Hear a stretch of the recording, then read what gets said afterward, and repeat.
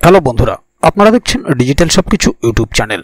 তো বন্ধুরা, পশ্চিমবঙ্গের বকেয়া ডিএ নিয়ে স্বস্তির খবর পাওয়া গেল, কারণ রাজ্য সরকারি কর্মচারীরা প্রত্যেকেই এই ডিএ নিয়ে অপেক্ষায় আছেন।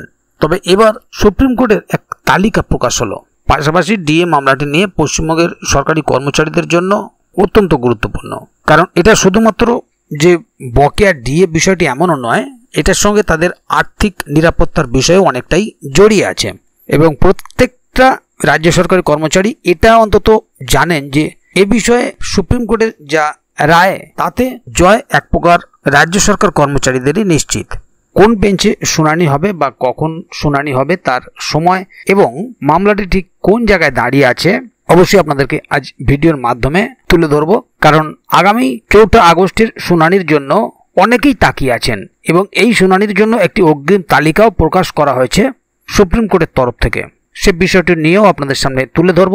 তাই সমস্ত বিষয়গুলি জানতে ভিডিওটিকে প্রথম থেকে শেষ অবধি পুরোটাই দেখবেন মনোযোগ সহকারে, যাতে করে কোনো জায়গায় বুঝতে আপনাদের কোনো প্রকারের অসুবিধা না হয়। এছাড়াও আপনি যদি আমাদের চ্যানেলে প্রথমবার হয়ে থাকেন তাহলে অবশ্যই চ্যানেলটিকে সাবস্ক্রাইব করে বেল আইকনটি প্রেস করে অল নোটিফিকেশনে ক্লিক করে দেবেন, যাতে করে আমাদের চ্যানেলে যখনই কোনো নতুন ভিডিও আপলোড হবে তার সরাসরি আপনার কাছে পৌঁছে যায়। তো চলুন দেখে নেওয়া যাক এখানে মূল বিষয়টি ঠিক কি বলা হলো। এখানে দেখুন একটি আর্টিকেল প্রকাশিত হয়েছে। পশ্চিমবঙ্গের 25% বকেয়া ডিএ নিয়ে সুখবর, সুপ্রিম কোর্টের তালিকা প্রকাশ। রাজ্য সরকারি কর্মীরা দেখুন, দীর্ঘ অপেক্ষার পর অবশেষে পশ্চিমবঙ্গ রাজ্য সরকারি কর্মীদের বকেয়া ডিএ নিয়ে স্বস্তির খবর পাওয়া গেল। গরমের ছুটি ও রাজ্যের আবেদনের পর ইতিমধ্যেই মামলায় পরবর্তী শুনানির দিন ধার্য হয়েছে। আর কর্মীদের পক্ষের মামলাকারী আইনজীবীর মতে এই মামলায় ইতিমধ্যেই কর্মীদের পক্ষে রায় দিয়েছে, আর সুপ্রিম কোর্টেও তার ব্যতিক্রম হবে না। আর শীর্ষ আদালতও এবার কড়া অবস্থান নেবে আর কর্মীদের প্রাপ্য মেটানোর নির্দেশিকা জারি হবে। সুপ্রিম কোর্টে বকেয়া ডিএ মামলার নতুন আপডেট। পশ্চিমবঙ্গের সরকারি কর্মচারীদের জন্য মহার্ঘ ভাতা নিয়ে একটি গুরুত্বপূর্ণ খবর সামনে এসেছে। সুপ্রিম কোর্টে এই মামলার শুনানি সংক্রান্ত নতুন তথ্য প্রকাশিত হয়েছে। আগামী 4 আগস্ট 2025 তারিখে এই মামলার শুনানি হওয়ার সম্ভাবনা অত্যন্ত প্রবল। এই খবরটি রাজ্যের লক্ষ লক্ষ কর্মচারীর মধ্যে নতুন আশার সঞ্চার করেছে।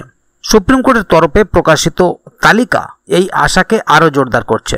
এই প্রতিবেদনে আমরা এই মামলার সর্বশেষ অবস্থা এবং এর তাৎপর্য বিস্তারিতভাবে আলোচনা করব। ডিএ মামলার বাড়তি গুরুত্ব। সুপ্রিম কোর্ট সম্প্রতি 4 আগস্টের শুনানির জন্য একটি অগ্রিম তালিকা প্রকাশ করেছে।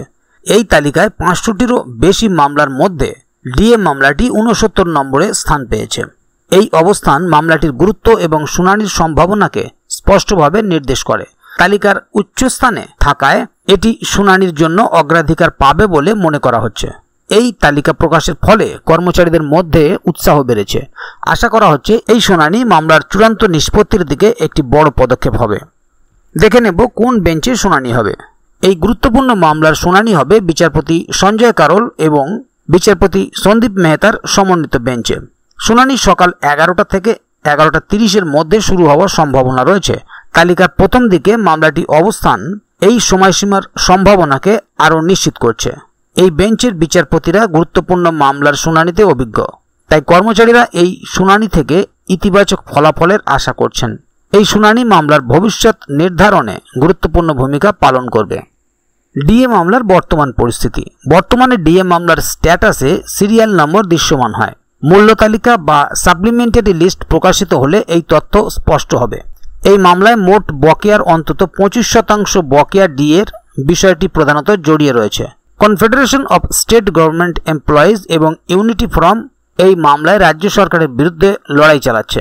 এছাড়া সরকারি কর্মচারী পরিষদ ও সংগ্রামী যৌথ মঞ্চ এই মামলায় সংযুক্তি হওয়ার আবেদন জানিয়েছেন। এই সংগঠনগুলি কর্মচারীদের অধিকার আদায়ে দীর্ঘদিন ধরে সক্রিয়। তাদের প্রচেষ্টা এই মামলাকে গুরুত্বপূর্ণ পর্যায়ে নিয়ে এসেছে। শুনানির সম্ভাবনা ও গুরুত্ব। সুপ্রিম কোর্টের 17টি কোর্টের মধ্যে এই মামলাটি 69 নম্বরে তালিকাভুক্ত। এই অবস্থানের কারণে শুনানির সম্ভাবনা প্রায় 100% বলে মনে করা হচ্ছে। এর আগে গত 16 মে 2025-এ এই মামলার শুনানি হয়েছিল। সেই সময় মামলাটি 4 আগস্টের জন্য টপ অব দ্য বোর্ড হিসাবে তালিকাভুক্ত হয়। এই অগ্রাধিকার মামলার গুরুত্বকে আরও বাড়িয়ে তুলেছে। কর্মচারীদের মধ্যে এই শুনানি নিয়ে উৎকণ্ঠা ও আশা দুই রয়েছে। দেখে নেব কর্মচারীদের প্রত্যাশা ও সম্ভাবনা। পশ্চিমবঙ্গের সরকারি কর্মচারীরা আশা করছেন এই শুনানির মাধ্যমে তাদের 25% বকেয়া ডিএ পাওয়ার পথ প্রশস্ত হবে। এছাড়াও রাজ্য সরকারকে কেন্দ্রীয় হারে ডিএ প্রদানে বাধ্য করা হতে পারে। এটি কর্মচারীদের মৌলিক অধিকার হিসেবে বিবেচিত হচ্ছে। বকেয়া মিটিয়ে দেওয়ার বিষয়টিও এই মামলার একটি গুরুত্বপূর্ণ দাবি। এই শুনানির ফলাফল রাজ্যের লক্ষ লক্ষ কর্মচারীর জীবনে বড় প্রভাব ফেলবে। সকলের নজর এখন 4 আগস্টের দিকে। কেন এই মামলা গুরুত্বপূর্ণ?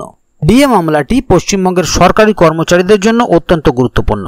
এটি শুধু বকেয়া ডিএ নয়, বরং তাদের আর্থিক নিরাপত্তার বিষয়টিও জড়িত। রাজ্য সরকারের নীতির বিরুদ্ধে এই মামলা একটি বড় চ্যালেঞ্জ।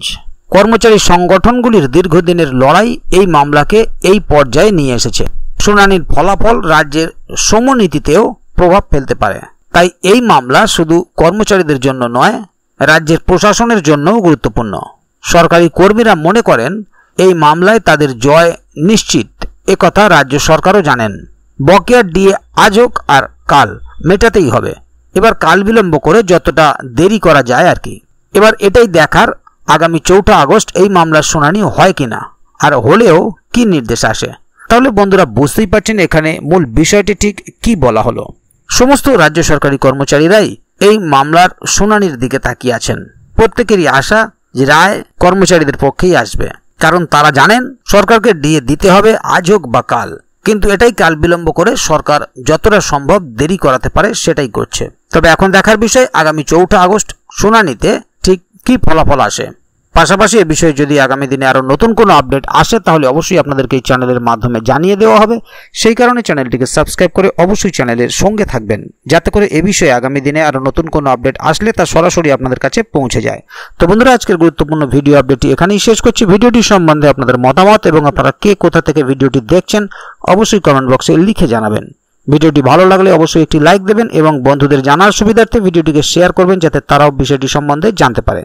ভিডিওটি শেষ পর্যন্ত দেখার জন্য অসংখ্য ধন্যবাদ। আবার দেখা হবে আগামী ভিডিওতে। ততক্ষণ পর্যন্ত ভালো থাকুন, সুস্থ থাকুন। ধন্যবাদ।